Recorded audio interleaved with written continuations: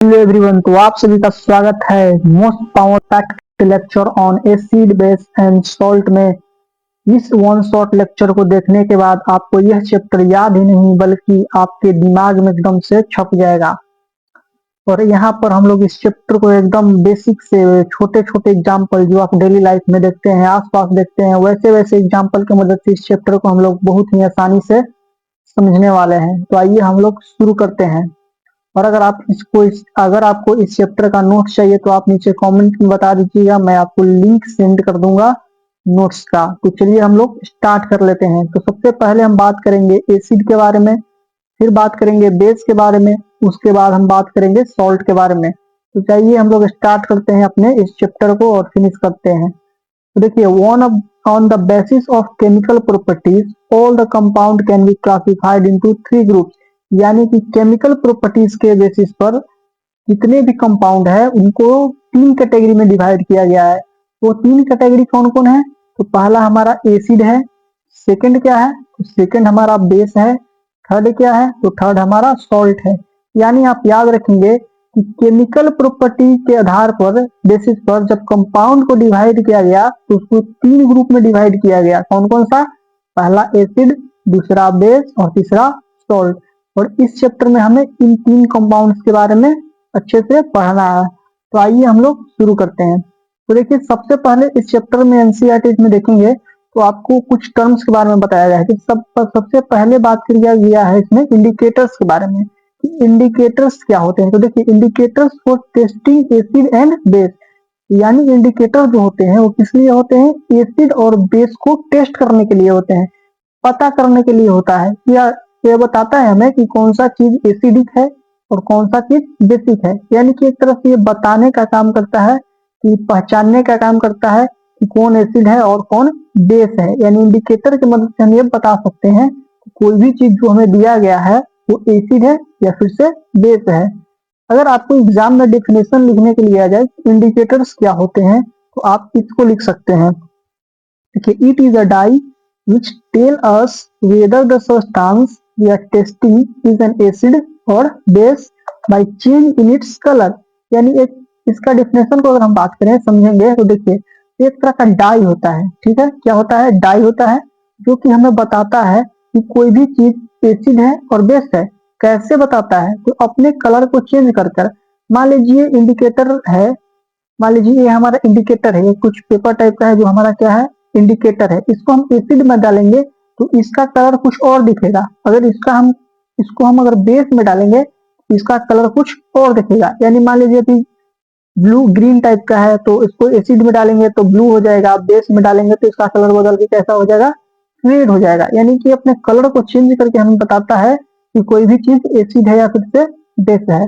बहुत सारा एग्जाम्पल भी हमें दिया गया है इंडिकेटर्स का। जो पहला एग्जाम्पल है वो किसका है? लिटमस का। लिटमस एक तरह का इंडिकेटर है।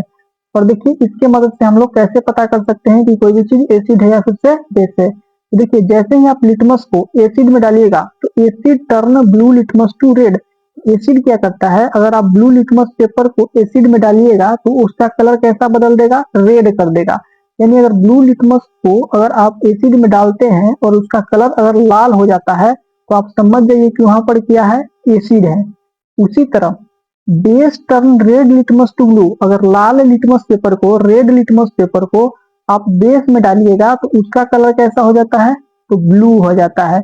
अगर कलर ब्लू हो गया, रेड लिटमस को अगर आप बेस में किसी सबस्टांस में डाल रहे हैं, मान लीजिए दो कंटेनर है, इसमें क्या है हमें नहीं पता है, लेकिन हमें पता करना है कि कौन में एसिड है और कौन में बेस है।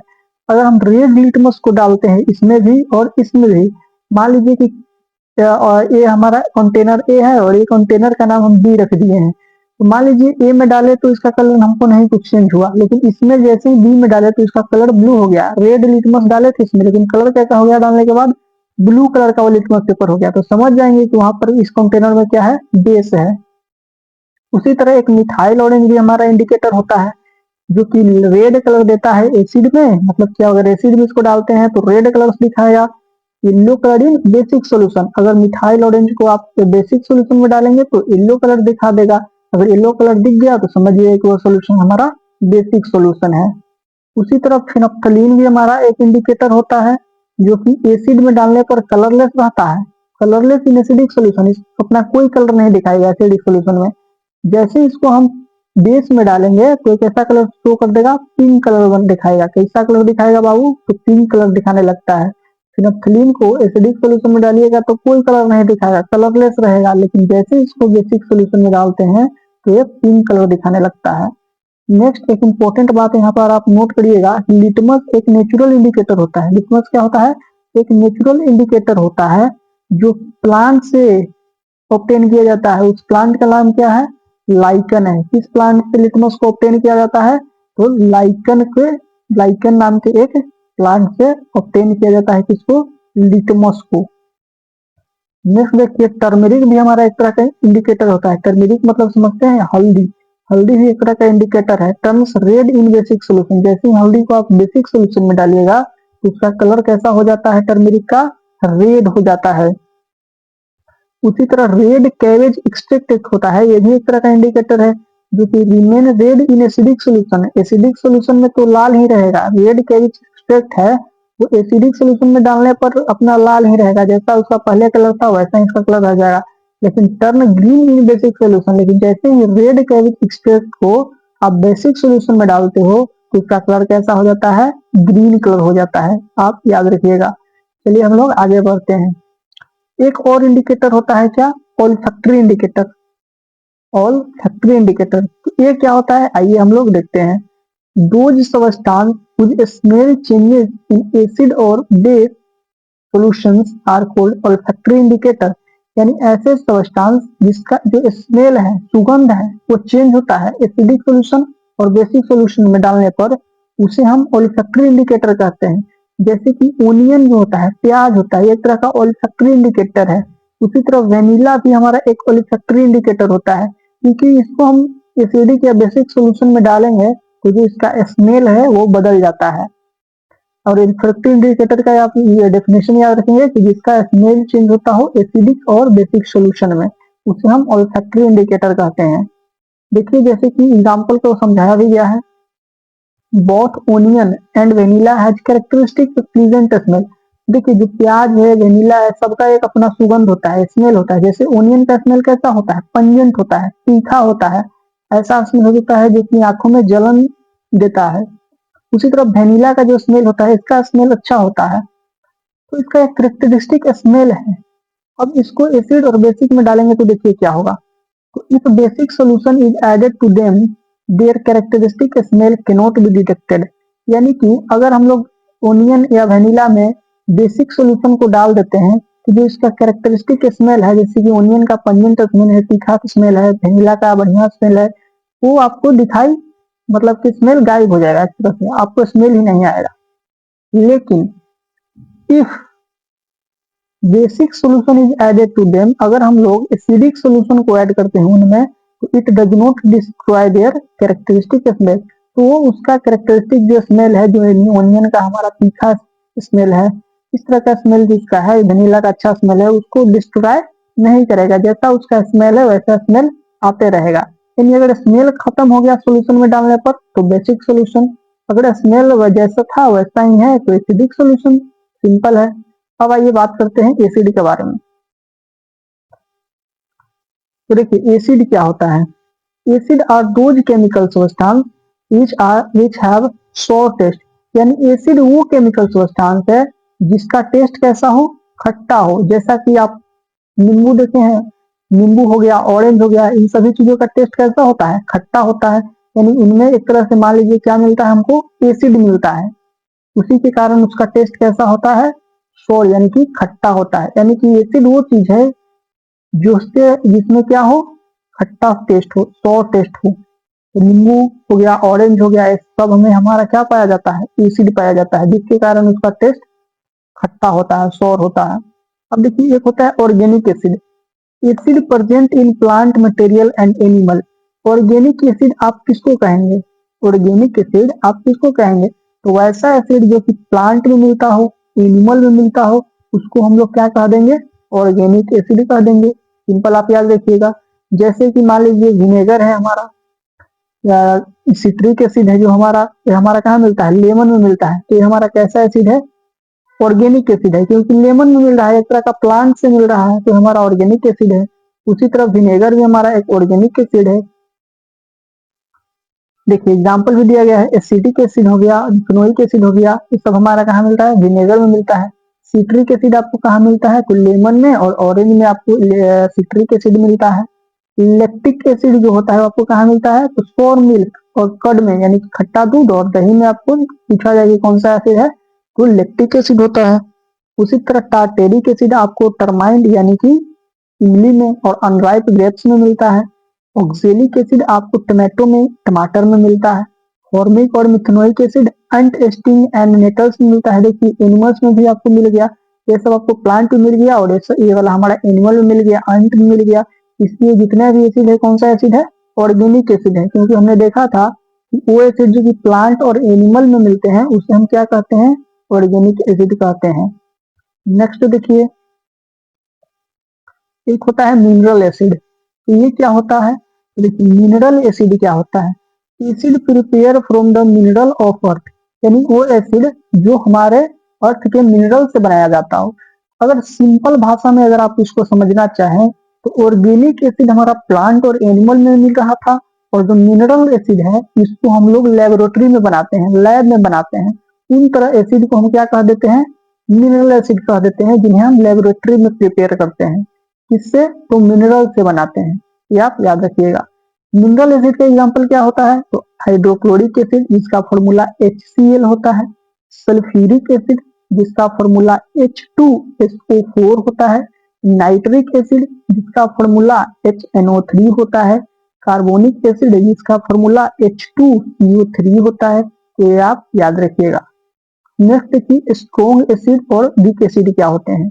स्ट्रॉन्ग एसिड क्या होता है, all mineral acid are strong acid except carbonic acid.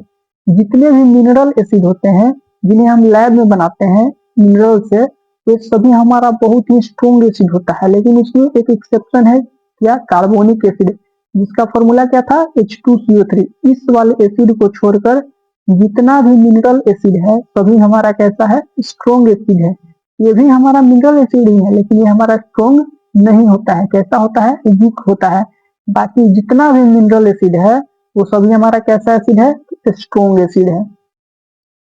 Week acid क्या होता है, all organic acid are weak acid. जितने भी ऑर्गेनिक एसिड हमने देखा था, citric acid, oxalic acid, tartaric acid, formic acid, ये सब हमारा कैसा है, वीक एसिड है, क्योंकि वो हमारा कौन सा एसिड है, ऑर्गेनिक, जो कि हमें प्लांट और एनिमल से मिलते हैं। जितना भी एसिड जो हमें प्लांट और एनिमल से मिलते हैं वो कैसा होते हैं, तो हमारा वीक एसिड होते हैं, आप याद रखिएगा।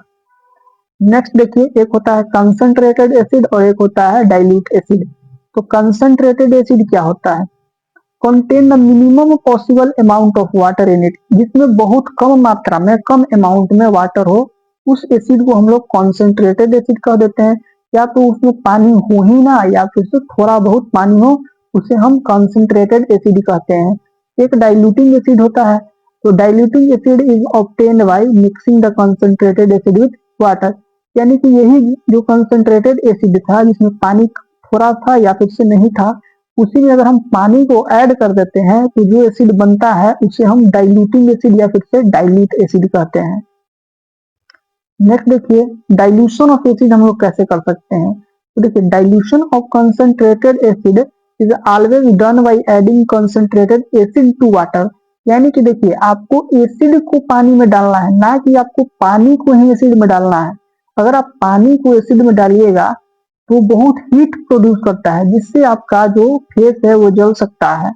इसलिए आपको क्या करना है कि पानी को एसिड में ना डालकर आपको एसिड को क्या करना है, धीरे धीरे पानी में डालना है। ठीक है, तो ये पॉइंट आपका क्लियर हो गया होगा। ये दोनों चीज में आपका यही समझाया गया है कि आपको एसिड को पानी में डालना है, ना कि पानी को एसिड में डालना है। क्योंकि अगर आप पानी को एसिड में डालते हैं तो बहुत हीट प्रोड्यूस करेगा, जिससे आपका क्लोथ वगैरह, आपका फेस हो गया, क्लोथ हो गया, ये सब क्या हो सकता है, जल सकता है।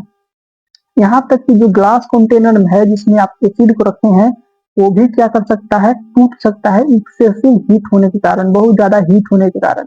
इसलिए आपको पानी में एसिड डालना है, ना कि एसिड में पानी, ये आप याद रखेंगे। नेक्स्ट बढ़ते हैं आगे हम लोग और प्रॉपर्टीज ऑफ एसिड देखते हैं। एसिड का प्रॉपर्टी क्या क्या है। प्रॉपर्टीज ऑफ एसिड, देखिए पहला प्रॉपर्टी ऑफ एसिड क्या होता है, हैव शॉर्ट टेस्ट। ये तो सभी को पता होता है, बच्चा बच्चा जानता है कि जो एसिड होता है उसका टेस्ट कैसा होता है, तो शॉर्ट टेस्ट होता है, खट्टा टेस्ट होता है। अगर टेस्ट करना हो तो नींबू को चाट लीजिए, कैसा टेस्ट मिलेगा, उसी तरह का टेस्ट हमारा एसिड का होता है। ऑरेंज खा लीजिए, ऑरेंज का जैसा टेस्ट आपको लगेगा उसी तरह हमारा एसिड का टेस्ट होता है। उसका सेकंड प्रॉपर्टी क्या होता है, turn blue litmus to red. जो ब्लू लिटमस पेपर है उसको किस कलर में कन्वर्ट कर देता है, तो रेड कलर में कन्वर्ट कर देता है। उसके बाद acid solution conduct electricity, they are electrolyte. Acid solution electricity conduct करते हैं, और इलेक्ट्रिसिटी कंडक्ट क्यों करते हैं, क्योंकि इलेक्ट्रोलाइट्स होते हैं। और इलेक्ट्रोलाइट्स क्या होते हैं, इलेक्ट्रोलाइट्स ऐसे सब्सटेंस होते हैं जिसको अगर आप पानी में डालते हैं, घोल पिघलने पर यह क्या देता है, आयंस देते हैं। और आयन के ऊपर क्या होता है, चार्ज होता है। अगर चार्ज है तो इलेक्ट्रिसिटी क्या करेगा, कंडक्ट करेगा। तो आप याद रखिएगा। नेक्स्ट देखिए, acid react with metal to form hydrogen gas. Acid जब मेटल के साथ रिएक्ट करता है तो क्या बनाता है, हाइड्रोजन गैस बनाता है। ये भी आप याद रखिएगा। इसे रिएक्शन के फॉर्म में भी यहाँ पर बताया गया है, acid plus metal gives salt देता है और साथ में हाइड्रोजन गैस देता है। ये आप याद रखिएगा। जैसे कि एग्जाम्पल से देखिए, जिंक एक मेटल है और ये हमारा H2SO4 सल्फ्यूरिक एसिड कहते हैं इसको। दोनों रिएक्शन करके ZnSO4 एक साल्ट बनाता है और साथ में हाइड्रोजन गैस बनता है। क्योंकि हमने देखा था कि जब एसिड मेटल के साथ रिएक्शन करता है तो हाइड्रोजन गैस बनता है। उसके बाद the hydrogen gas is tested by burning test. तो हाइड्रोजन जो गैस निकला है इसको टेस्ट भी हम लोग करते हैं कि यहाँ पर सच में गैस निकला है या फिर से नहीं निकला है। तो उसके लिए हम लोग बर्निंग टेस्ट करते हैं, जो गैस निकला उसको जलाते हैं। अगर burning only hydrogen Burns with pop sound, अगर हमें पॉप का आवाज, पट का आवाज मिले तो हम समझ जाएंगे कि जो हमने जलाया है वो हमारा कौन सा गैस है, हाइड्रोजन गैस है। नेक्स्ट देखिए, तो नेक्स्ट हम लोग देखेंगे, curd and other source food stock should not be kept in metal vessel. देखिए जो कर्ड होता है, दही होता है या फिर से कोई भी चीज जो कि खट्टा हो, उसको हम लोग मेटल में नहीं रखेंगे, मेटल के कंटेनर में हम लोग नहीं रखेंगे। लेकिन ऐसा क्यों हम लोग मेटल के कंटेनर में नहीं रखते हैं, तो देखिए बीज फूड स्टॉक कंटेन एसिड, जो खट्टे चीज होते हैं उसमें हमें क्या मिलता है, एसिड मिलता है। और वो हमारा मेटल के साथ रिएक्ट कर देगा। जो वेसल हमने लिया है वो क्या था, मेटल था, तो उसके साथ रिएक्ट करके पॉइजनस मेटल कंपाउंड बनाता है, यानी जहरीला एक कंपाउंड बनाता है, जो कि उस फूड को क्या कर देता है, पॉइजनिंग कर देता है, जहरीला कर देता है। और जिसे हम लोग अगर खाते हैं तो हमारा हेल्थ क्या हो जाता है, खराब हो जाता है, यानी हमें डिजीज हो जाता है, हमारा जो शरीर है उसमें क्या हो जाता है, रोग हो जाता है। क्योंकि जो पॉइजन हम लोग खाते हैं उससे हमारा हेल्थ की क्या होता है, डैमेज होने लगता है। ये आप याद रखिएगा। उसके बाद देखिए, acid react with metal carbonates and metal hydrogen carbonates to form CO2 gas. तो जो एसिड है वो मेटल कार्बोनेट और मेटल हाइड्रोजन कार्बोनेट के साथ रिएक्शन करके CO2 गैस बनाता है। अब आप पूछेंगे कि मेटल कार्बोनेट्स क्या होता है और मेटल हाइड्रोजन कार्बोनेट्स क्या होता है। तो आइए हम लोग आगे देखते हैं कि मेटल कार्बोनेट्स क्या होता है और मेटल हाइड्रोजन कार्बोनेट्स क्या होता है। तो देखिए पहले एक चीज आप याद रखिएगा कि इसको अगर आप याद रखेंगे तो आप किसी तरह का रिएक्शन को भी लिख सकते हैं कि मेटल कार्बोनेट अगर आपको दे दिया जाए उसका रिएक्शन एसिड से करा दिया जाए तो आप याद रखिएगा कि आपको सिंपल एक साल्ट बना देना है, CO2 बना देना है और क्या बना देना है, वाटर बना देना है। तो ये दो चीज तो आपका सब में निकलेगा। अगर मेटल कार्बोनेट या मेटल हाइड्रोजन कार्बोनेट से रिएक्शन करता है एसिड से, बस आपको साल्ट को देखकर बना देना है और ये दोनों आपको वैसे ही लिख देना है। ये आप याद रखिएगा। अब देखिए आगे हम लोग, तो देखिए मेटल कार्बोनेट्स क्या होता है, तो मेटल हमारा सोडियम है और CO3 को हम लोग कार्बोनेट्स कहते हैं। यहाँ पर अगर HCO3 आ जाता है तो इसको हम लोग मेटल हाइड्रोजन कार्बोनेट्स या फिर से मेटल बाई कार्बोनेट्स कहते हैं। देखिए मेटल के साथ कार्बोनेट तो मेटल कार्बोनेट, मेटल के साथ HCO3 जिसे हम बाई कार्बोनेट्स कहते हैं या हाइड्रोजन कार्बोनेट्स कहते हैं, तो मेटल हाइड्रोजन कार्बोनेट्स या हाइड्रोजन बाई कार्बोनेट्स। तो ये देखिए हमारा जब रिएक्शन किया एसिड से तो एक तो साल्ट बना, देखो यहाँ से हम लोग Na ले लिए प्लस और यहाँ से Cl और साल्ट बना दिए NaCl, और यहाँ से भी हम लोग NaCl बना दिए। और ये दो चीज को आपको ऊपर हमने बताया था ही कि कॉमन सब में निकाल देना है, CO2 और वाटर। नेक्स्ट देखिए, CO2 gas form is tested by using lime water. अब CO2 जो गैस निकला है यहाँ पर, इसको हम लोग कैसे टेस्ट करेंगे कि यहाँ पर हमारा जो गैस निकला है वो CO2 ही है, तो इसको हम लोग टेस्ट करते हैं लाइम वाटर से, जिसे हम लाइम वाटर को क्या कहते हैं, calcium hydroxide solution. Lime water को हम लोग क्या कहते हैं, कैल्शियम हाइड्रोक्साइड कहते हैं, याद रखिएगा। तो देखिए जब CO2 is pass through lime water, जब CO2 को हम लाइम वाटर से पास करते हैं, यानी कि sodium hydroxide solution calcium hydroxide solution से पास करते हैं, तो जो वाटर होता है वो लाइम वाटर होता है, उसका कलर कैसा हो जाता है, मिल्की कलर में बदल जाता है। अगर कलर मिल्की कलर बदल गया तो हम लोग जान जाएंगे कि वहां पर जो हमारा क्या है, जो गैस है वो हमारा CO2 गैस है। और और ये क्यों होता है, तो due to formation of precipitate of calcium carbonate. और ये कैल्शियम कार्बोनेट के प्रेसिपिटेट होने के बनने के कारण होता है, क्योंकि जब लाइम वाटर यानी कि कैल्शियम हाइड्रोक्साइड CO2 से रिएक्शन करता है तो कैल्शियम कार्बोनेट बनाता है, जिसके कारण जो कलर होता है वो कैसा हो जाता है, मिल्की कलर हो जाता है। इसको नीचे हम लोग रिएक्शन से भी समझते हैं। देखिए कैल्शियम हाइड्रोक्साइड है, इसको हम लाइम वाटर कहते हैं, CO2 से रिएक्शन किया तो कैल्शियम कार्बोनेट बना। कैल्शियम कार्बोनेट जब जो होता है वो प्रेसिपिटेट होता है। प्रेसिपिटेट क्या होता है, मतलब कि सॉल्यूशन में जाकर बैठ जाता है, जिसके कारण वो सॉल्यूशन का कलर रंग कैसा हो जाता है, मिल्की कलर हो जाता है, तो साथ में वाटर निकल जाता है, तो आप याद रखिएगा। नेक्स्ट देखिए, तो नेक्स्ट देखिए, if excess of CO2 gas is pass, अगर बहुत ज्यादा अमाउंट में हम लोग CO2 गैस को पास करते हैं लाइम वाटर से, तो जो व्हाइट पीपीटी है पहले डिजोल्व हो जाता है, घुल जाता है, उसके बाद सोलुबल साल्ट बनता है किसका, कैल्शियम हाइड्रोजन कार्बोनेट का, और जिसके कारण जो हमारा जो सॉल्यूशन है वो कैसा हो जाता है, क्लियर दिखने लगता है। नेक्स्ट देखिए, ये उसका उसको ही रिएक्शन से दिखा दिया गया है कि कैल्शियम कार्बोनेट जब CO2 से रिएक्शन किया और वाटर से, तो कैल्शियम हाइड्रोजन कार्बोनेट बना देता है, जिसका कलर कैसा हो जाता है, क्लियर कर देता है, साफ एकदम हो जाता है। उसके बाद देखिए, if someone is suffering from acidity, अगर कोई एसिडिटी से परेशान है तो उसको हम क्या करते हैं, मतलब कि कोई ज्यादा खाना खा लिया उसके कारण उसको एसिडिटी हो गया, गैस हो गया, दे टेक बेकिंग सोडा, तो उसको हम लोग बेकिंग सोडा देते हैं as a remedy which react with excess HCl in stomach and neutralise it and gives relief. और बेकिंग सोडा हम लोग क्यों देते हैं, ताकि जो एसिड हमारा स्टमच में है, पेट में एसिड है, उसके साथ जो बेकिंग सोडा है, बेकिंग सोडा हमारा बेस होता है, तो एसिड रिएक्ट कर लेता है बेस के साथ, जिसके कारण उसका इफेक्ट को खत्म कर देता है, न्यूट्रलाइज कर देता है, जिससे हमें रिलीफ रिलीफ मिल जाता है। ये कुछ एग्जांपल्स हैं जो कि इंपॉर्टेंट है, आप याद रखिएगा। Limestone, marble and chalk are also different form of calcium carbonate. तो जो लाइमस्टोन होता है, मार्बल होता है, चौक होता है, एक तरह से कैल्शियम कार्बोनेट का ही एक फॉर्म होता है, CaCO3 का ही बहुत तरह का फॉर्म है, यानी इसी से बनाया गया है। अब देखिए, CO2 gas is a extinguisher, a burning substance. CO2 को हम लोग फायर एक्सटिंग्विशर के तौर पर भी यूज करते हैं, किसी भी जलती हुई चीजों को बुझाने के लिए हम लोग किसका यूज कर लेते हैं, CO2 का यूज कर लेते हैं, कार्बन डाइऑक्साइड का यूज करते हैं। उसके बाद देखिए, acid react with base to form salt and water. जो एसिड होता है वो बेस के साथ रिएक्ट करके सॉल्ट और वाटर का फॉर्मेशन करता है, किस चीज का, सॉल्ट और वाटर का। आप याद रखिएगा कि जैसे ही एसिड बेस के साथ रिएक्शन करेगा तो सॉल्ट और वाटर का फॉर्मेशन होता है। This reaction between acid and base to form salt and water is called neutralisation reaction. और यही रिएक्शन को, जिसमें एसिड बेस के साथ रिएक्शन करके सॉल्ट एंड वाटर का फॉर्मेशन करता है, उसे हम लोग न्यूट्रलाइजेशन रिएक्शन भी कहते हैं। तो अगर एग्जाम में आ जाए कि व्हाट इज न्यूट्रलाइजेशन रिएक्शन, तो आप यार इस वाले डेफिनेशन को लिख दीजिएगा, the reaction between acid and base to form salt and water is called neutralisation reaction.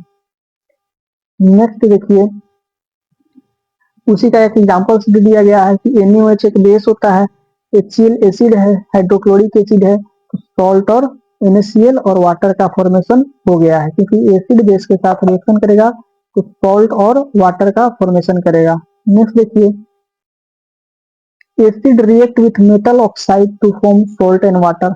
Metal oxide के साथ भी अगर एसिड रिएक्शन करता है तो सॉल्ट और वाटर ही बनाता है, इसको भी आप याद रखिएगा। एसिडिक CuO कॉपर ऑक्साइड एक मेटल ऑक्साइड है और HCl हमारा एक एसिड है। तो दोनों अगर रिएक्शन करता है तो CuCl2 सॉल्ट बना कॉपर क्लोराइड और सॉल्ट में क्या बन गया, वाटर बन गया। तो आप याद रखिएगा कि मेटल ऑक्साइड जो है वो एसिड के साथ रिएक्शन करके सॉल्ट एंड वाटर का ही फॉर्मेशन करता है। और ऐसा इसलिए करता है कि जो मेटल ऑक्साइड होता है वो बेसिक नेचर का होता है, इसलिए सेम प्रोडक्ट देखिए बन रहा है सॉल्ट एंड वाटर ही। उसके बाद देखिए यहाँ पे है metal hydroxide are also basic in nature. देखिए बता दिया गया है कि जो मेटल हाइड्रोक्साइड होते हैं या फिर से मेटल ऑक्साइड होते हैं वो बेसिक नेचर में होते हैं। जस्ट लाइक मेटल ऑक्साइड, जैसे कि मेटल ऑक्साइड्स होते हैं तो it also react with acid to form salt and water. इसलिए ये एसिड और बेस के एसिड के साथ रिएक्शन करके सॉल्ट एंड वाटर का ही फॉर्मेशन करते हैं। क्योंकि जो मेटल हाइड्रोक्साइड होता है वो बेसिक नेचर का होता है मेटल ऑक्साइड की तरह ही, इसलिए वो सॉल्ट एंड वाटर का फॉर्मेशन करता है। नेक्स्ट देखिए मिल्क ऑफ मैग्नीशियम, जिसे हम मैग्नीशियम हाइड्रोक्साइड के नाम से भी जानते हैं। मिल्क ऑफ मैग्नीशिया का अगर आपको दूसरा नाम पूछा जाए तो आप याद रखिएगा मैग्नीशियम हाइड्रोक्साइड। इसको हम लोग यूज करते हैं इंडाइजेशन को खत्म करने के लिए। इसमें ये क्या, जैसे कि अगर हम लोग कैसे हो जाता है caused by too much HCl in stomach, बहुत ज्यादा HCl का अगर सिक्रेशन हमारे पेट में बढ़ जाता है, एसिड का एसिडिटी हो जाता है, और उसको रिमूव करने के लिए हम लोग मिल्क ऑफ मैग्नीशिया का यूज करते हैं, जिसे हम मैग्नीशियम हाइड्रोक्साइड भी कहते हैं। और इसका ही यूज क्यों करते हैं, क्योंकि ये जो मिल्क ऑफ मैग्नीशिया जो होता है वो बेसिक नेचर का होता है, तो एसिड के साथ रिएक्शन करता है और उसका जो इफेक्ट है उसको देखते हैं कि बेस क्या होता है। एसिड हमने खत्म कर लिया है, अब हम लोग देखेंगे कि बेस क्या है। तो आइए देखते हैं कि बेस क्या होते हैं। तो देखिए सबसे पहले अगर बात करें डेफिनेशन से, तो देखिए bases are those chemical substance which have bitter taste. तो इसका टेस्ट जो होता है, जो बेस होते हैं उसका टेस्ट कैसा होता है, बीटर होता है, यानी कि तीखा टेस्ट होता है। वहीं हमने एसिड का टेस्ट कैसा देखा था, तो एसिड का टेस्ट देखा था कि सोर टेस्ट था, SOUR, सोर मतलब कि खट्टा टेस्ट था, जैसे कि नींबू का टेस्ट होता है, ऑरेंज का टेस्ट होता है, वैसा टेस्ट हमारा किसका था, एसिड का था। वहीं पर जो बेस का टेस्ट है कैसा है, तो बीटर टेस्ट है, आप याद रखिएगा। They are just opposite of acid. जो बेस होते हैं वो एसिड के क्या होते हैं, जस्ट अपोजिट होते हैं। मतलब जो काम एसिड करते हैं उसका जस्ट अपोजिट काम कौन करता है, तो उसका जस्ट अपोजिट काम हमारा बेस करता है, तो ये आप ध्यान में रखेंगे। उसके बाद देखिए जैसे कि न्यूट्रलाइज करते हैं एसिड को, मतलब कि जो बेस होते हैं वो एसिड का जो इफेक्ट होता है उसको खत्म करता है। ये तो हमने पहले भी देखा था कि जो एसिडिटी हो जाता था स्टमच में, जो HCl का सिक्रेशन बढ़ जाता था, तो उसको न्यूट्रलाइज करने के लिए हम क्या लेते थे, तो हम एक बेस लेते थे ताकि उसका इफेक्ट को क्या कर सकें, न्यूट्रलाइज कर सके। बहुत सारे एग्जाम्पल हैं बेस के, जैसे कि आप कुछ याद रख सकते हैं। सोडियम हाइड्रोक्साइड एक बेस है जिसका फॉर्मूला NaOH होता है। कैल्शियम ऑक्साइड जिसका फॉर्मूला CaO होता है। कैल्शियम हाइड्रोक्साइड भी बेस है जिसका फॉर्मूला CaOH होल ट्वाइस होता है। अमोनियम हाइड्रोक्साइड NH4OH होता है इसका फॉर्मूला। सोडियम कार्बोनेट Na2CO3 इसका फॉर्मूला। कैल्शियम कार्बोनेट जिसका फॉर्मूला CaCO3 होता है, और सोडियम हाइड्रोजन कार्बोनेट जिसका फॉर्मूला NaHCO3 होता है। तो जितना भी आपने देखा है सब हमारा क्या है, बेस के एग्जाम्पल है, मतलब कि सभी हमारा क्या है, बेस है। तो चलिए अब हम लोग आगे बढ़ते हैं। आगे हम देखते हैं कि अल्कली क्या होते हैं। क्या अल्कली क्या होते हैं, तो water soluble base is called alkali. जो पानी में सोलुबल बेस होते हैं उन्हें हम अल्कली के नाम से जानते हैं। किस नाम से जानते हैं, तो अल्कली के नाम से जानते हैं। जो बेस पानी में मिक्स हो जाते हैं उसे हम अल्कली कह देते हैं, यानी एक तरह का बेस ही है लेकिन यह पानी में घुल रहा है, इसलिए एक स्पेशल नाम दे दिए हैं इसको, क्या चीज, अल्कली कह दिए हैं। तो आपको एग्जाम में आता है कि व्हाट इज अल्कली, तो आप इसको डिफिनेशन याद रखेंगे कि water soluble basis is called alkali. Example देख लीजिए कि अल्कली का एग्जाम्पल कौन कौन सा है, तो NaOH सोडियम हाइड्रोक्साइड, KOH जिसको हम पोटासियम हाइड्रोक्साइड कहते हैं, calcium hydroxide CaOH whole twice, magnesium hydroxide, ammonium hydroxide. तो जितना भी आप देख रहे हैं हमारा किसका एग्जाम्पल है, अल्कली का एग्जाम्पल है।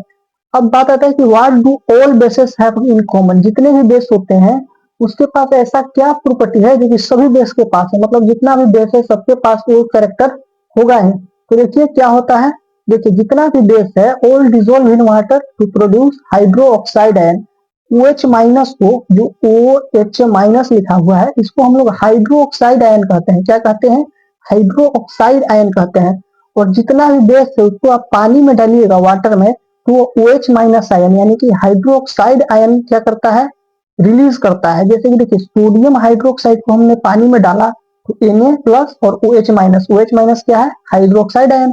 यानी जितना भी बेस है, जैसे KOH भी है तो K प्लस और OH माइनस हाइड्रोक्साइड आयन निकाला। MgOH होल राइज तो इसमें भी देखिए Mg निकला और यहाँ पर OH माइनस यानी कि हाइड्रोक्साइड आयन निकला पानी में डालने पर।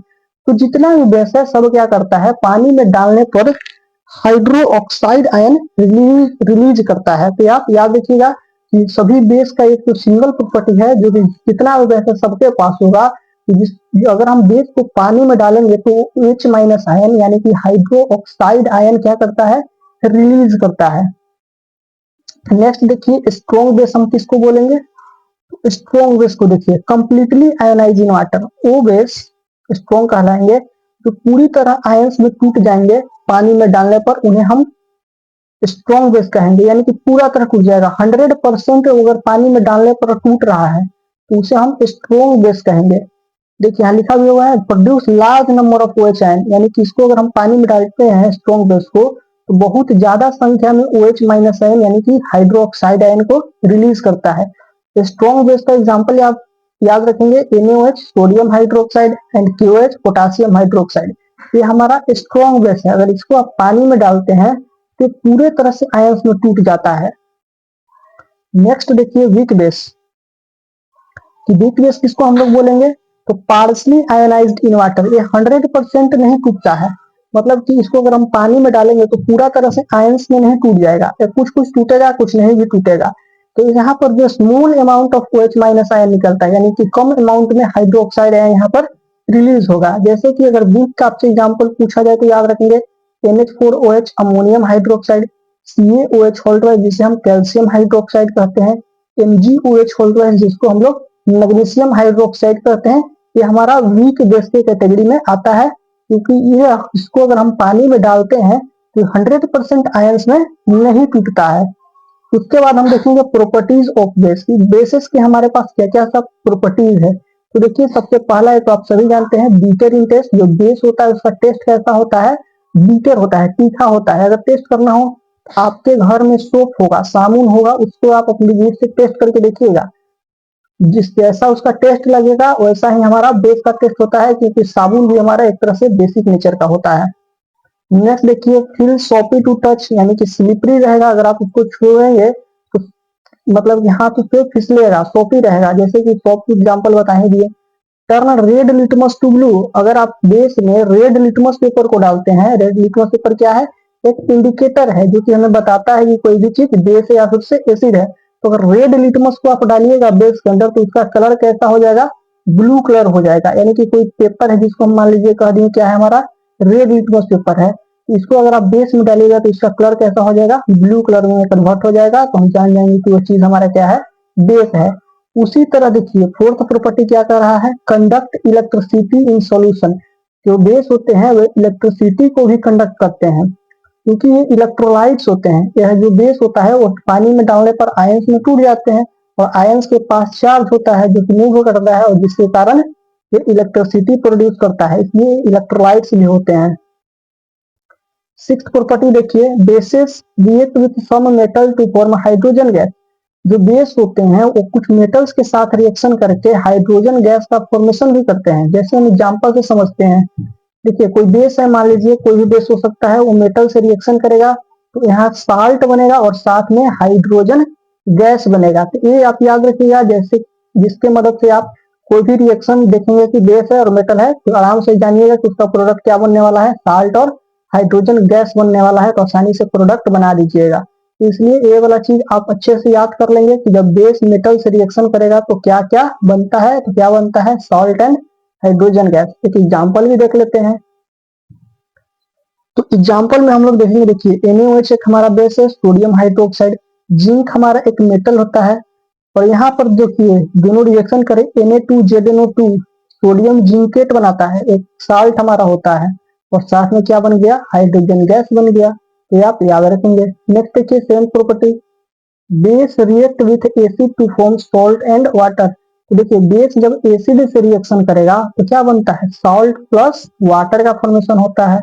इसका जो एग्जांपल देख लिए, NaOH सोडियम हाइड्रोक्साइड एक बेस है, H2SO4 एक स्ट्रॉन्ग एसिड है, इसे हम सल्फ्यूरिक एसिड के नाम से जानते हैं। दोनों रिएक्शन करेगा तो साल्ट बना देना है। तो देखिए Na यहाँ से और SO4 यहाँ से, NaSO4 हमारा एक साल्ट बन गया और यहाँ पर वाटर निकाल देना है। नेक्स्ट देखिए, यहाँ पर एक इंपॉर्टेंट पॉइंट आप नोट करेंगे कि when acid and base combine then the real neutralization reaction occur due to combination of hydrogen ion present in acid and hydroxide ion present in the base to form water. देखिए, जब acid base के साथ reaction करता है तो neutralisation reaction होता है, क्योंकि जो एसिड होता है वो H प्लस निकालता है और जो बेस होता है वो OH माइनस आयन निकालता है और दोनों जुड़कर H2O बन जाता है, यानी कि पानी बन जाता है। इसलिए कहा गया है कि जो रियल न्यूट्रलाइजेशन रिएक्शन है वो जब एसिड का रिएक्शन बेस के साथ होता है तभी होता है। नेक्स्ट देखिए, हम लोग आगे बढ़ते हैं। यहाँ पर देखिए रिएक्शन को भी दिखाया गया है, H प्लस एसिड गया, OH minus hydroxide ion base गया, न्यूट्रलाइजेशन रिएक्शन हुआ और वाटर का फॉर्मेशन हो गया। प्रॉपर्टी नंबर 8 देखिए, base react with non metal oxide to form salt and water. तो नॉन मेटल ऑक्साइड के साथ भी अगर बेस रिएक्शन करता है तो क्या बना लेता है, सॉल्ट एंड वाटर ही बनाता है। इसको भी आप याद रखिएगा। एक एग्जांपल भी देख लेते हैं, कैल्शियम हाइड्रोक्साइड Ca2 के साथ रिएक्शन करके CaCO3 कैल्शियम कार्बोनेट यानी कि एक साल्ट होता है और साथ में वाटर का फॉर्मेशन करता है। नेक्स्ट देखिए, non metal oxide acidic nature होते हैं। नॉन मेटल ऑक्साइड जो होता है वो किस नेचर का होता है, एसिडिक नेचर का होता है। तभी तो नॉन मेटल ऑक्साइड एसिड हो गया, मान लीजिए कि एसिडिक नेचर इसका होता है। और हम जानते हैं कि एसिड बेस के साथ रिएक्शन करके क्या बनाता है, तो सॉल्ट एंड वाटर बनाता है। तो सॉल्ट एंड वाटर एसिड और बेस के रिएक्शन से बनता है। क्योंकि नॉन मेटल ऑक्साइड एसिडिक है और बेस से रिएक्शन कराया तो एसिड पे रिएक्शन एक तरफ से कर दिया, यानी कि सॉल्ट एंड वाटर से ही बनेगा। नेक्स्ट देखिए, यूजेस ऑफ बेस हम देख लेते हैं कि बेस का आखिर यूज क्या होता है। तो पहला देखिए, NaOH जिसे हम सोडियम हाइड्रोक्साइड कहते हैं, इसका यूज हम लोग किस लिए करते हैं, तो सोप बनाने के लिए यूज करते हैं, पेपर बनाने के लिए यूज करते हैं, रेयन को बनाने के लिए हम लोग इसी का यूज करते हैं। सेकंड देखिए, कैल्शियम हाइड्रोक्साइड इसको कहते हैं, इसका यूज हम लोग ब्लीचिंग पाउडर बनाने के लिए करते हैं। थर्ड है मैग्नीशियम हाइड्रोक्साइड, इसका हम लोग एज ए एंटासिड यूज करते हैं, मतलब कि एसिड का इफेक्ट को कम करने के लिए हम लोग मैग्नीशियम हाइड्रोक्साइड का यूज करते हैं। Na2CO3 सोडियम कार्बोनेट, इसका हम लोग यूज वॉशिंग सोडा की तरह यूज करते हैं, कपड़ा धोने के लिए और हार्ड वाटर को सॉफ्ट करने के लिए भी यूज करते हैं। सोडियम हाइड्रोजन कार्बोनेट, इसका यूज हम लोग बेकिंग सोडा की तरह करते हैं, एंटासिड की तरह करते हैं और फायर एक्सटिंग्विशर के तौर पर भी इसका यूज किया जाता है। Next, pH scale. In 1909 Sorensen device scale called pH scale. तो 1919 में सोरेनसन नाम के एक साइंटिस्ट था जिसने एक स्केल बनाया और इस स्केल का नाम क्या रखा था, पीएच स्केल, जिस पर strength of acid and as well as basic solution could be represented by the use of hydrogen ion concentration in them. यानी कि इस पर हमको एसिड और बेस का स्ट्रेंथ पता चलता है। जो पीएच स्केल होता है उसको सोरेनसन ने बनाया था, सोरेनसन नाम का साइंटिस्ट ने बनाया था और उस स्केल पर स्ट्रेंथ पता चलता है कि एसिड का है तो एसिड का स्ट्रेंथ कितना है, बेस है तो बेस का स्ट्रेंथ कितना है। और किस चीज का यूज किया गया था, तो हाइड्रोजन आयन के कॉन्सेंट्रेशन का यूज किया गया था। यानी कितना हाइड्रोजन आयन ज्यादा रहेगा उतना ही एसिडिक रहेगा, जितना हाइड्रोजन आयन कम रहेगा उतना बेसिक रहेगा।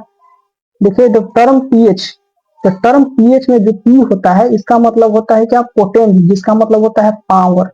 और H मतलब क्या होता है, हाइड्रोजन आयन कंसंट्रेशन, यानी कि हाइड्रोजन आयन कंसंट्रेशन का पावर होता है पीएच का full form. PH of solution आप याद रख सकते हैं कि 1 होता है कंसंट्रेशन के ऑफ हाइड्रोजन आयन, यानी जितना हाइड्रोजन आयन ज्यादा होगा उतना पीएच कम होगा और जितना पीएच कम होगा उतना वो चीज क्या होगा, एसिडिक होगा। तो यानी कि जितना हाइड्रोजन आयन उतना ज्यादा एसिडिक, जितना हाइड्रोजन आयन कम उतना ज्यादा बेसिक। यहाँ देखिए पीएच स्केल जो होता है उस पर वैल्यू लिखा रहता है 0 से 14 तक। मान लीजिए कि पीएच स्केल है तो इस पर 0 से लेकर 14 तक नंबर लिखा रहता है, बीच में यहाँ पर 7 लिखा रहता है, इस तरह से स्केल होता है। अगर पीएच हमारा 7 है यानी स्केल पर 7 के पास हमारा वैल्यू गया तो हमारा सोल्यूशन क्या रहेगा, न्यूट्रल सोल्यूशन है, ना एसिडिक है ना ही बेसिक सोल्यूशन है। लेकिन पीएच अगर हमारा 7 से कम है, 6 है, 5 है, 4 है, 3 है, 2 है, 1 है, तो वो हमारा एसिडिक सोल्यूशन हो जाएगा। अगर पीएच 7 से ज्यादा है, 8 है, 9 है, 10 है, 11 है, 12 है, 13 है, 14 है, तो हमारा सोल्यूशन बेसिक हो जाएगा। अब जितना ज्यादा पीएच रहेगा उतना ज्यादा बेसिक होगा, और जितना कम पीएच रहेगा उतना ज्यादा एसिडिक होगा। 1 है तो सबसे ज्यादा एसिडिक है, 2 है तो उससे कम एसिडिक है, 3 है तो उससे कम एसिडिक, 2 से कम एसिडिक है। यानी जितना कम पीएच उतना ज्यादा एसिडिक होगा, ये भी आप याद रख सकते हैं। देखिए लिखा भी गया है कि lower the pH stronger the acid, इतना कम पीएच उतना ज्यादा strong acid. Higher the pH stronger the base, जितना ज्यादा पीएच उतना अच्छा बेस। नेक्स्ट देखिए यूनिवर्सल इंडिकेटर क्या होता है।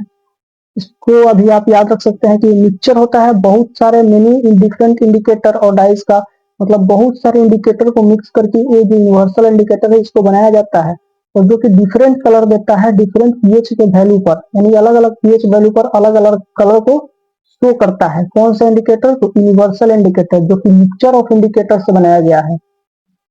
नेक्स्ट देखिए इंपॉर्टेंस ऑफ पीएच देख लीजिए। तो पहला इंपॉर्टेंस ऑफ पीएच क्या है हमारे डेली लाइफ में? तो pH in our digestive system देखते हैं कि हमारे डाइजेस्टिव सिस्टम में पीएच का क्या रोल है। तो the excess of dilute HCl acid in stomach cause indigestion. जो एक्सेस हाइड्रोक्लोरिक एसिड हमारे स्टोमच में होता है वो इंडाइजेशन कर देता है, यानी कि खाना को पचने नहीं देता है। Being basic in nature, antacid react with excess acid in stomach and neutralise it. तो जो एंटासिड होते हैं वो बेसिक नेचर के होते हैं, तो एसिड का जो इफेक्ट होता है उसको क्या कर देता है? न्यूट्रलाइज कर देता है, जिससे हमें आराम मिल जाता है। यानी कि बेस का यूज यही है कि एसिड जो हमारे स्टमच में ज्यादा अमाउंट में अगर निकल रहा है तो उसको न्यूट्रलाइज करने के लिए हम लोग एंटासिड के तौर पर उसका यूज कर सकते हैं। सेकेंड देखिए milk of magnesia. Milk of magnesia जिसका नाम मैग्नीशियम हाइड्रोक्साइड भी है, मतलब कि इसी को हम लोग मैग्नीशियम हाइड्रोक्साइड के नाम से भी जानते हैं, जिसका फॉर्मूला होता है MgOH होल ट्वाइस, इसी को हम लोग मिल्क ऑफ मैग्नीशिया कहते हैं। एंड बेकिंग सोडा जो कि खाने वाला सोडा होता है, जिसका फुल फॉर्मूला होता है sodium hydrogen carbonate NaHCO3। NaHCO3 होता है किसका? बेकिंग सोडा का फॉर्मूला। आप याद रखेंगे कि दो कॉमन एंटासिड के तौर पर यूज कर देते हैं के लिए यूज होता है, मतलब कि एसिडिटी को कम करने के लिए हम लोग ये दो कंपाउंड का ज्यादातर यूज करते हैं। पहला मिल्क ऑफ मैग्नीशिया का और दूसरा बेकिंग सोडा का, खाने वाला सोडा का। तो आप ये दोनों भी याद रखेंगे। तो बेस हमारा खत्म हो गया। अब हम लोग देखते हैं सॉल्ट के बारे में, यानी कि हम लोगों ने एसिड खत्म कर लिया, बेस खत्म कर लिया। अब हम लोग देखेंगे किसके बारे में? तो लास्ट टॉपिक हमारा बचा हुआ है सॉल्ट। तो अब हम लोग सॉल्ट को भी जल्दी से खत्म कर लेते हैं। तो देखिए सॉल्ट क्या होता है। तो सॉल्ट क्या है? Salt is a compound formed from an acid by the replacement of hydrogen in the acid by a metal।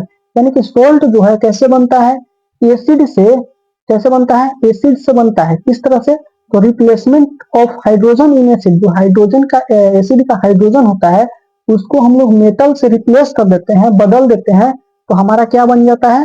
Salt बन जाता है। जैसे कि एक एग्जांपल से देखिए, मान लीजिए हमारा पास एसिड है HCl, हाइड्रोक्लोरिक एसिड है, इसका रिएक्शन हम लोग सोडियम मेटल से कर दे रहे हैं, ठीक है। तो यहाँ से क्या होगा? जो हाइड्रोजन है एसिड का वो हमारा मेटल क्या कर देगा? रिप्लेस कर देगा, यानी इसको हटा देगा। तो यहाँ से इसको हटा दिया हाइड्रोजन को, तो इसके जगह आ जाएगा तो NaCl बन गया। यानी कि क्या बन गया? सोडियम क्लोराइड, एक तरह का सोल्ट बन गया। जो कॉमन सोल्ट होता है इसका फॉर्मूला क्या होता है? NaCl ही होता है। यानी कि देखिए मेटल से हम लोग कैसे बनाए? हाइड्रोजन को रिप्लेस कर दिए एसिड से और हमारे पास साल्ट बनकर तैयार हो गया। उसी तरह एक और मेथड है जिससे हम लोग सॉल्ट को बना सकते हैं। Salt are formed when acid react with base. जब एसिड बेस के साथ रिएक्शन करता है उससे भी हमारे पास साल्ट बनता है। जैसे कि देखिए NaCl हो गया, KCl हो गया, NH4Cl हो गया, ये सब हमारे क्या है? सॉल्ट है। तो मान लीजिए कि कोई एसिड है और कोई बेस है, दोनों रिएक्शन किया तो सॉल्ट का फॉर्मेशन होता है। जैसे कि देखिए एक एसिड मान लेते हैं HCl, एक एसिड है, और NaOH एक बेस है सोडियम हाइड्रोक्साइड। दोनों रिएक्शन करेगा तो यहाँ से Na और यहाँ से Cl माइनस, तो NaCl बन गया, यानी कि सॉल्ट बन गया। तो यहाँ पर हम लोग सॉल्ट को भी बहुत तरह के तरीके से बना सकते हैं, जो कॉमन है उसको यहाँ पर बता दिया गया है। अब देखिए नोट, यानी कि इंपॉर्टेंट पॉइंट है, first part of name of salt is derived from the name of base. जो सॉल्ट में नाम, अगर हम सॉल्ट का जब नाम लिखते हैं उसका जो फर्स्ट नाम लिखते हैं वो कहाँ से आता है? बेस से आता है। और सेकंड पार्ट सॉल्ट का नेम का कहाँ से आता है? तो वो हमारा एसिड से आता है। समझ गए? फर्स्ट पार्ट कहाँ से आएगा? हमारा बेस से आएगा और सेकंड पार्ट कहाँ से आएगा, एसिड से आएगा। जैसे कि NaCl को हम लोग सोडियम क्लोराइड कहते हैं, तो Na हमारा बेस से आता है और Cl कहाँ से आता है, एसिड से आता है। जैसे कि NaOH से हमारा यानी कि बेस से हमारा Na आ गया और HCl यानी कि एसिड से हमारा Cl आ गया। यानी कि नाम में देख सकते हैं पहले बेस वाला आएगा और फिर एसिड वाला आएगा।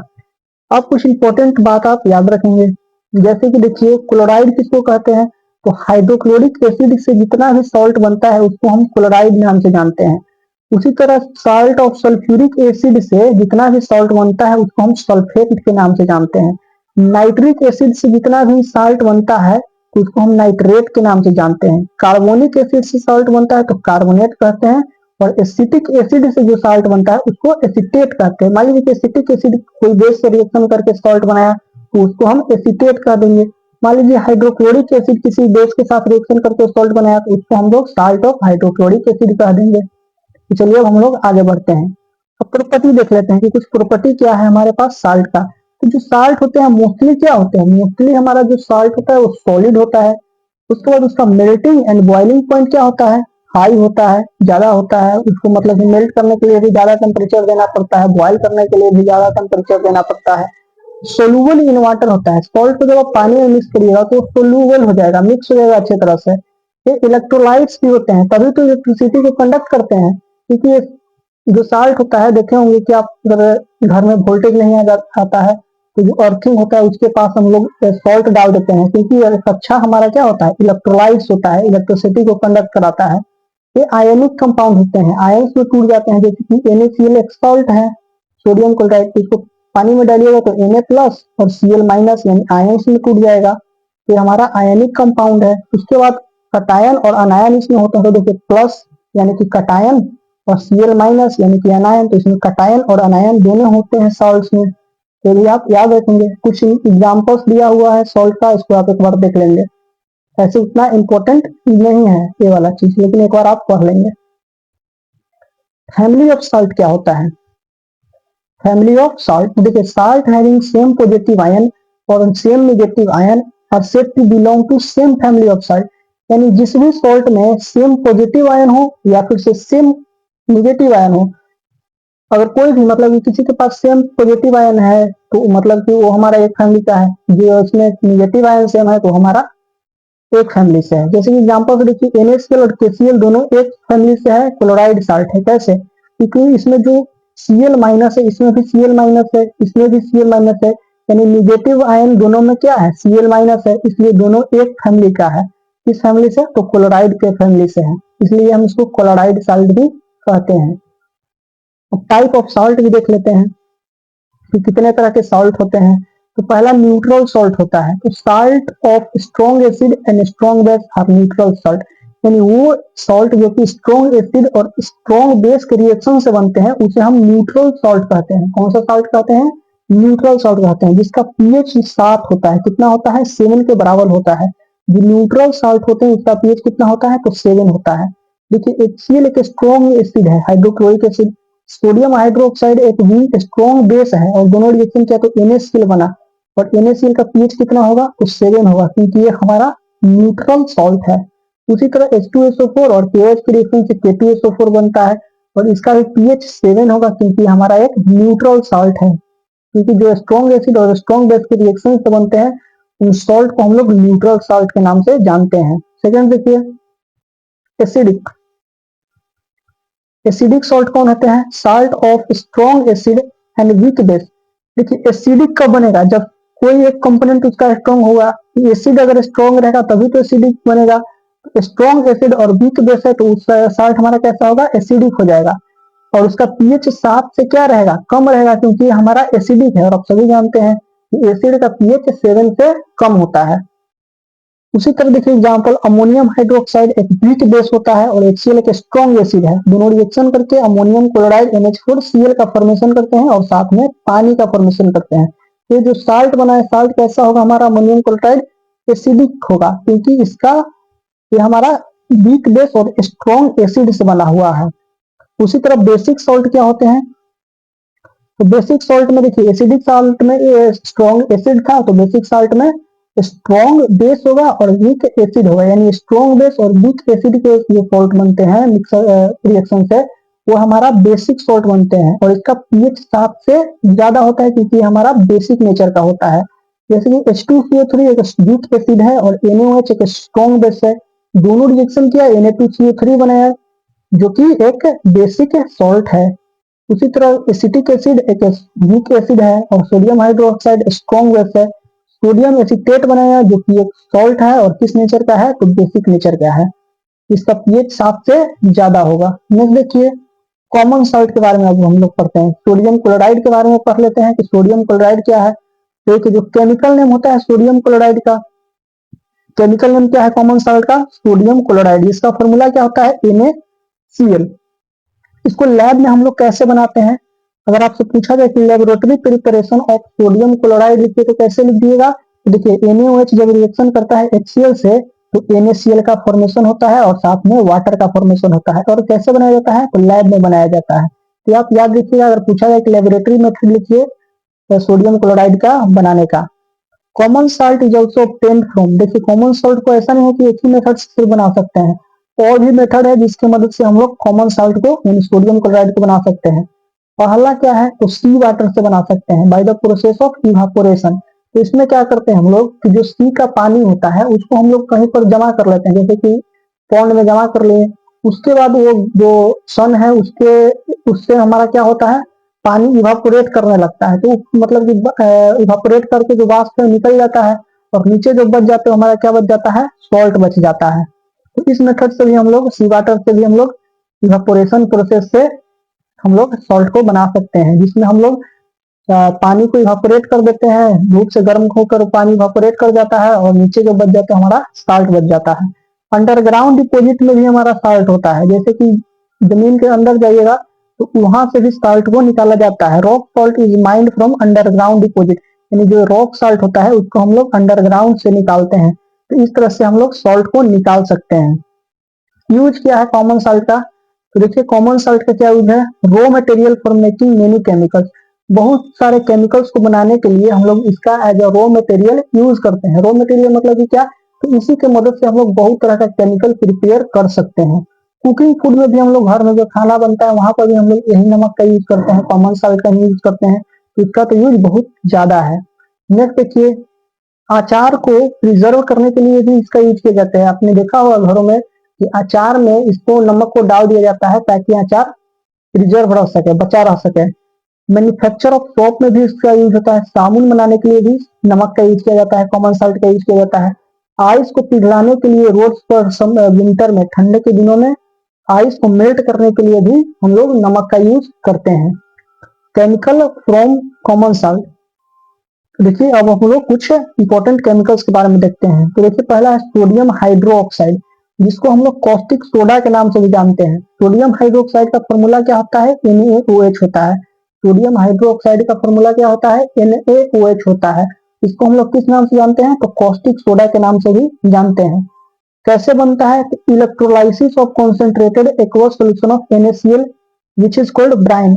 एक्वस सोल्यूशन ऑफ NaCl को हम लोग ब्राइन के नाम से जानते हैं। और इसका जब इलेक्ट्रोलाइसिस करते हैं, पानी के में डालकर इसको तोड़ते हैं इलेक्ट्रिसिटी की मदद से, तब हमारा क्या प्रोड्यूस होता है, तो हमारा सोडियम हाइड्रो ऑक्साइड बन जाता है। देखिए यहाँ पर बनाया भी गया है, NaCl को हम लोग पानी में डालें और इसका सोल्यूशन का नाम क्या हो जाएगा, ब्राइन हो जाएगा। NaCl पानी में डालेंगे, देखिए एक्वस सोल्यूशन ऑफ NaCl, यानी कि पानी में जो NaCl का सोल्यूशन उसको हम लोग ब्राइन कहते हैं। ब्राइन का इलेक्ट्रोलाइसिस किए तो सोडियम हाइड्रोक्साइड मिल गया, Cl2 गैस मिल गया और हाइड्रोजन गैस मिल गया।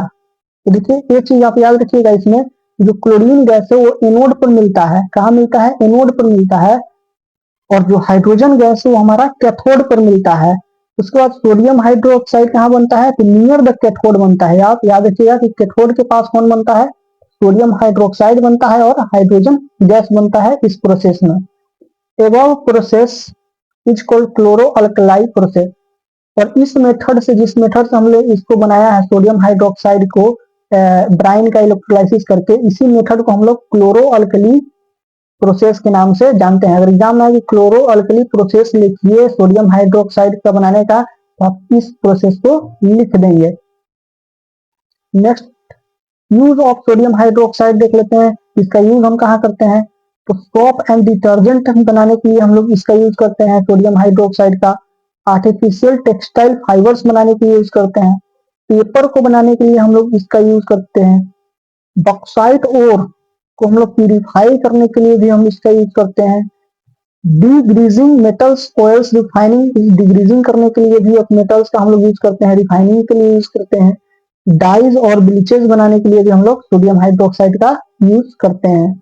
नेक्स्ट देखिए क्लोरीन का यूज क्या होता है, तो क्लोरीन बना था ऊपर, उसका यूज क्या है, यानी कि यहाँ पर देखिए क्लोरीन भी तो बना था इस रिएक्शन में, NaCNOH के साथ क्या बना था, Cl2 बना था, तो इसका भी यूज हम लोग लगे हैं, देख लेते हैं एक साथ ही। यूज ऑफ क्लोरीन क्या है, तो स्टीरिलाइज ड्रिंकिंग वाटर, यानी ड्रिंकिंग वाटर को स्टीरिलाइज करने के लिए यूज किया जाता है। स्टीरिलाइज करना मतलब इसमें से जो पीने वाला पानी है उसमें जो जर्म्स है उसको मारने के लिए भी हम लोग क्लोरीन का यूज करते हैं। उसके बाद डिसइंफेक्टेंट की तरह यूज करते हैं। ब्लीचिंग पाउडर्स को बनाने के लिए यूज करते हैं। हाइड्रोक्लोरिक एसिड को बनाने के लिए हम लोग क्लोरीन का यूज करते हैं। प्लास्टिक को बनाने के लिए हम लोग क्लोरीन का यूज करते हैं। सोलवेंट का यूज करते हैं, सोलवेंट बनाने के लिए यूज करते हैं, जो कि हमारा ड्राई क्लीनिंग के लिए काम होता है। ड्राई क्लीनिंग क्या होता है, तो जिसमें हम लोग क्लीन करने के लिए पानी का यूज नहीं करते हैं, उसमें हम ड्राई क्लीन करते हैं, और पानी की जगह हम लोग सोलवेंट का यूज करते हैं, किसमें, ड्राई क्लीनिंग में, आप याद रखिएगा। नेक्स्ट देखिए यूज ऑफ हाइड्रोक्लोरिक एसिड, ये हाइड्रोक्लोरिक एसिड का यूज क्या है, तो अब हम लोग देखते हैं वॉशिंग सोडा के बारे में। वॉशिंग सोडा के बारे में कुछ हम लोग यहाँ पर डिस्कस कर लेते हैं। तो केमिकल नेम क्या होता है वॉशिंग सोडा का, तो इसका केमिकल नेम होता है सोडियम कार्बोनेट डेकाहाइड्रेट, जिसका फॉर्मूला क्या होता है सोडियम कार्बोनेट डेकाहाइड्रेट का, तो Na2CO3.10H2O किसका फॉर्मूला है, वॉशिंग सोडा का फॉर्मूला है, जिसका केमिकल नेम क्या है, सोडियम कार्बोनेट डेकाहाइड्रेट है। उसके बाद देखिए क्या कहते हैं, तो Na2CO3 को हम लोग सोडा एस के भी नाम से जानते हैं, एनहाइड्रस सोडियम कार्बोनेट। Na2CO3 को हम लोग सोडा एस कहते हैं, या इसको एनहाइड्रस सोडियम कार्बोनेट भी कह सकते हैं। प्रोडक्शन कैसे होता है, इसको कैसे बनाते हैं, तो कुछ स्टेप्स हैं जिसके मदद से हम लोग इसको बनाते हैं, किसको, तो वॉशिंग सोडा को। तो देखिए सबसे पहला स्टेप में क्या करते हैं, reaction of cold and concentrated brine with ammonia and CO2, यानी कि NaCl का हम लोग रिएक्शन करवाते हैं। देखिए NaCl का रिएक्शन कराएं किससे, अमोनिया से, पानी से और CO2 से, तो हमारे पास क्या बनकर तैयार हो गया, तो NaHCO3 और साथ में NH4Cl एक सॉल्ट बन गया, यानी सोडियम हाइड्रोजन कार्बोनेट और साथ में अमोनियम क्लोराइड हमारा बन गया। सेकेंड स्टेप में देखिए क्या होता है, तो जो सोडियम हाइड्रोजन कार्बोनेट है इसको हम लोग सेपरेट कर लेते हैं फिल्ट्रेशन से, उसके बाद इसको ड्राई करते हैं और उसके बाद हीट कर देते हैं। जो NaHCO3 बना इसको हम लोग फिल्टर कर लिए, ड्राई कर लिए, सुखा दिए, उसके बाद इसको हम लोग हीट करेंगे। तो देखिए NaHCO3 को जब हम लोग हीट किए तो हमारे पास Na2CO3 बना, सोडियम कार्बोनेट बना, साथ में CO2 बना और साथ में वाटर बना। अब आगे थर्ड स्टेप में क्या हुआ, थर्ड स्टेप में देखिए क्या हुआ, anhydrous sodium carbonate dissolve in water and recrystallize to get washing soda. तो जो हमारे पास Na2CO3 बना यहाँ पर हीट करने के बाद, तो इसको हम लोग फिर से पानी में डालते हैं और इसको रिक्रिस्टलाइज करके क्या बना लेते हैं, वॉशिंग सोडा बना लेते हैं, जिसका फॉर्मूला देखिए Na2CO3.10H2O हो गया, क्योंकि यहाँ पर 10 वाटर मोलिक्यूल के साथ इसको हम लोग रिएक्ट करवा दिए थे। इस तरह से हमारा वॉशिंग सोडा बनता है, आप याद रखेंगे। प्रॉपर्टी देख लीजिए वॉशिंग सोडा का, तो ये हमारा ट्रांसपेरेंट होता है, क्रिस्टलाइन सॉलिड होता है, वाटर में सोल्यूबल होता है, पानी में डालिएगा तो सोल्यूबल मिक्स अच्छी तरह से हो जाएगा, रेड लिटमस को ब्लू में कन्वर्ट कर देगा, जैसे, क्योंकि ये हमारा बेसिक नेचर का होता है। इसमें डिटर्जेंट वाला प्रॉपर्टी भी होता है, तभी तो हम लोग इसको वॉशिंग सोडा कह रहे हैं। उसके बाद देखिए यूज कहाँ कहाँ करते हैं, तो इसको हम लोग क्लोथ को धोने के लिए, वॉश करने के लिए यूज करते हैं वॉशिंग सोडा का। परमानेंट हार्डनेस ऑफ वाटर को रिमूव करने के लिए भी यूज करते हैं। ग्लास, टॉप और पेपर को बनाने के लिए भी इसका यूज करते हैं। Sodium compounds such as borax को बनाने के लिए भी हम लोग इसका यूज करते हैं। बोरेक्स क्या होता है, तो ग्लास जो होता है वो एक तरह का बोरेक्स का एग्जाम्पल आप समझ सकते हैं। बेकिंग सोडा देखिए, बेकिंग सोडा का केमिकल नेम क्या हो जाएगा, सोडियम हाइड्रोजन कार्बोनेट हो जाएगा। NaHCO3 किसका केमिकल फॉर्मूला है, तो बेकिंग सोडा का है, जिसको हम सोडियम हाइड्रोजन कार्बोनेट कहते हैं। इसको कैसे बनाते हैं, प्रोड्यूस करते हैं, देखिए, तो इसमें हम सोडियम क्लोराइड का रिएक्शन अमोनिया से कराते हैं, साथ में पानी से कराते हैं और CO2 से कराते हैं, तो यहाँ पर हमारा सोडियम हाइड्रोजन कार्बोनेट बन जाता है और साथ में अमोनियम क्लोराइड सॉल्ट बन जाता है। तो इस तरह से हम लोग इसको बना सकते हैं, इसको बेकिंग सोडा को। इसका प्रॉपर्टी देखिए, तो ये हमारा व्हाइट क्रिस्टल होता है, व्हाइट यानी उजला कलर का क्रिस्टल होता है, स्पेरिंगली सोल्यूबल इन वाटर होता है, पूरी तरह से मिक्स नहीं होता है, कुछ मिक्स होता है कुछ नहीं भी मिक्स होता है, यानी कि स्पेरिंगली सोल्यूबल है। माइल्ड नॉन कोरेसिव बेस होता है, ये हमारा कोरेसिव नेचर का नहीं होता है, यानी कि इससे ज्यादा बर्न नहीं होता है। डिकम्पोज कर जाता है sodium carbonate with CO2 on heat, जब इसको हम लोग हीट करेंगे तो हमारा डिकम्पोज करके क्या बना लेता है, सोडियम कार्बोनेट और CO2 गैस बना लेता है और साथ में वाटर बना लेता है। नेक्स्ट देखिए, इसका यूज कहाँ कहाँ करते हैं, तो इसका यूज हम लोग एज एन एंटासिड करते हैं, यानी कि एसिडिटी को कम करने के लिए हम लोग इसका यूज करते हैं। बेकिंग पाउडर को भी बनाने के लिए हम लोग इसका यूज करते हैं। फायर एक्सटिंग्विशर के तौर पर भी हम लोग इसका यूज करते हैं, यानी आग को बुझाने के लिए भी, जिसे हम सोडा एसिड एक्सटिंग्विशर के नाम से जानते हैं। नेक्स्ट देखिए, ब्लीचिंग पाउडर। ब्लीचिंग पाउडर का जो केमिकल नेम है वो क्या है, कैल्शियम ऑक्सीक्लोराइड, CaOCl2 किसका फॉर्मूला है, तो ब्लीचिंग पाउडर का है। इसको हम लोग क्या कहते हैं, also called chloride of lime, इसको हम लोग क्लोराइड ऑफ लाइम के नाम से भी जानते हैं। किसको, ब्लीचिंग पाउडर को। कैसे बनाते हैं, तो कैल्शियम हाइड्रोक्साइड का रिएक्शन क्लोरीन के साथ कराते हैं, तुम्हारे पास कैल्शियम ऑक्सीक्लोराइड बन जाता है, जिसको हम लोग ब्लीचिंग पाउडर के नाम से भी जानते हैं, साथ में पानी भी बन जाता है। प्रॉपर्टी क्या है, तो देखिए प्रॉपर्टी इसका क्या है, व्हाइट पाउडर है जिसका स्ट्रॉन्ग स्मेल आता है क्लोरीन का, इसमें से जो स्ट्रॉन्ग स्मेल किसका आता है, तो क्लोरीन गैस का इसमें से स्मेल आता है। सोल्यूबल रहता है किसमें, तो कोल्ड वाटर में, ठंडे पानी में। React with dilute acid to produce chlorine, ये हमारा डाइल्यूट एसिड के साथ रिएक्शन करके क्लोरीन गैस बनाता है। जैसे कि देखिए CaOCl2 कैल्शियम ऑक्सीक्लोराइड, यानी कि हमारा क्या, ब्लीचिंग पाउडर रिएक्शन किया हाइड्रो सल्फ्यूरिक एसिड से H2SO4 से, और यहाँ पर CaSO4 साथ में Cl2 और वाटर का फॉर्मेशन कर दिया। ये वाला भी देख लीजिए, the real bleaching agent present in bleaching powder is chlorine. जो रियल ब्लीचिंग एजेंट होता है ब्लीचिंग पाउडर में, वो हमारा क्या रहता है, तो क्लोरीन ही रहता है। यूज कहाँ कहाँ करते हैं इसको भी देख लेते हैं, तो ब्लीचिंग कॉटन, कॉटन को ब्लीच करने के लिए, लिनन को ब्लीच करने के लिए टेक्सटाइल इंडस्ट्री में इसका यूज करते हैं। ब्लीचिंग वुड पल्प को ब्लीच करने के लिए हम लोग यूज करते हैं पेपर वाले इंडस्ट्री में। Disinfecting drinking water, drinking water में से हम लोग जर्म्स को किल करने के लिए भी हम लोग इसका यूज करते हैं। उसके बाद हम लोग क्लोरोफॉर्म को बनाने के लिए, जिसका फॉर्मूला CHCl3 होता है, इसको बनाने के लिए भी हम लोग इसका यूज करते हैं, क्लोरोफॉर्म बनाने के लिए। उसके बाद वूल को हम लोग बनाने के लिए यूज करते हैं, जो कि अनश्रिंकेबल हो। ऑक्सीडाइजिंग एजेंट के तरफ पर भी हम लोग इसका यूज करते हैं। तो आप ये प्रॉपर्टी कुछ याद रखेंगे। नेक्स्ट देखिए, प्लास्टर ऑफ पेरिस, जिसे हम POP के नाम से जानते हैं। प्लास्टर ऑफ पेरिस को क्या कहते हैं, POP। इसका केमिकल फॉर्मूला क्या है, तो CaSO4.12H2O इसका फॉर्मूला है। तो प्लास्टर ऑफ पेरिस क्या है, जिसको POP के नाम से भी जानते हैं। इसको हम क्या कहते हैं, तो कैल्शियम सल्फेट हेमीहाइड्रेट कहते हैं। इसको क्या कहते हैं, calcium sulphate hemihydrate. POP is prepared from gypsum. POP यानी प्लास्टर ऑफ पेरिस को हम लोग किससे बनाते हैं, तो जिप्सम से बनाते हैं, जिसका फॉर्मूला क्या है जिप्सम का, CaSO4.2H2O। किसका फॉर्मूला है, तो जिप्सम का फॉर्मूला है। तो जिप्सम से हम लोग प्लास्टर ऑफ पेरिस बनाते हैं। आगे देखिए कैसे बनाते हैं, तो CaSO4.2H2O यानी जिप्सम को हम लोग हीट करते हैं 100 डिग्री टेम्परेचर पर और 373 केल्विन टेम्परेचर पर। तो हमारे पास देखिए यहाँ पर बनके तैयार हो जाता है POP यानी कि प्लास्टर ऑफ पेरिस और साथ में वाटर। यहाँ पर एक चीज याद रखेंगे कि in the above reaction preparation, अगर टेम्परेचर को हम लोग 100 डिग्री से ऊपर कर देते हैं, तो एनहाइड्रस कैल्शियम सल्फेट बन जाता है, CaSO4 बन जाता है। कौन सा, एनहाइड्रस वाला, जिसमें पानी उनी नहीं रहेगा। प्रॉपर्टी देख लीजिए, व्हाइट कलर का पाउडर होता है हमारा POP plaster of Paris. Property है setting into hard mass on getting with water. Water के साथ जैसे ही इसको मिक्स करिएगा तो ये हार्ड मास में कन्वर्ट हो जाता है। तभी तो इसका यूज हम लोग हड्डी उड्डी टूट जाता है तो प्लास्टर करने के लिए इसका यूज करते हैं, क्योंकि पानी से रिएक्शन करके सेट कर जाता है अच्छी तरह से। ठीक है, CaSO4.12H2O प्लास्टर ऑफ पेरिस का रिएक्शन पानी से कराएं तो जिप्सम बना लेता है, जो कि सेट हो जाता है हार्ड मास में। यानी कि जब हम POP का रिएक्शन हाफ वाटर से कराते हैं तो यहाँ पर जिप्सम का फॉर्मेशन हो जाता है। POP should be stored in a moisture proof container, इसीलिए हम लोग इसको ऐसे कंटेनर में रखते हैं जिसमें मॉइस्चर बिल्कुल भी ना हो। यूज कहाँ करते हैं देख लीजिए, तो इसका यूज हम लोग करते हैं हॉस्पिटल में फॉर सेटिंग फ्रैक्चर बोन, हड्डी उड्डी टूट जाता है तो इसको जोड़ने के लिए हम लोग इसका यूज करते हैं हॉस्पिटल में।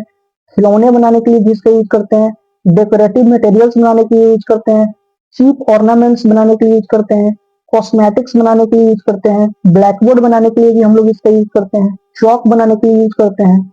उसके बाद हम लोग फायर प्रूफिंग मटेरियल्स बनाने के लिए भी इसका यूज करते हैं। Making surface smooth before painting, किसी चीज को अगर पेंट करना है तो उसके पहले हम लोग इसका यूज कर लेते हैं प्लास्टर ऑफ पेरिस का, ताकि वो हमारा सरफेस क्या हो जाए, स्मूथ हो जाए। Ceiling air gaps in laboratory, laboratory में भी अपने केमिस्ट्री के लैब जो होता है वहां पर भी यूज करते हैं इसको, मतलब कि सील करने के लिए जो गैप्स हो जाते हैं उसको सील करने के लिए हम लोग पीओपी का यूज करते हैं। तो ये चैप्टर हमारा यहाँ पर फिनिश हो गया। तो कमेंट में बताइए चैप्टर आपको कैसा लगा, और हम मिलते हैं हम लोग नेक्स्ट वीडियो में।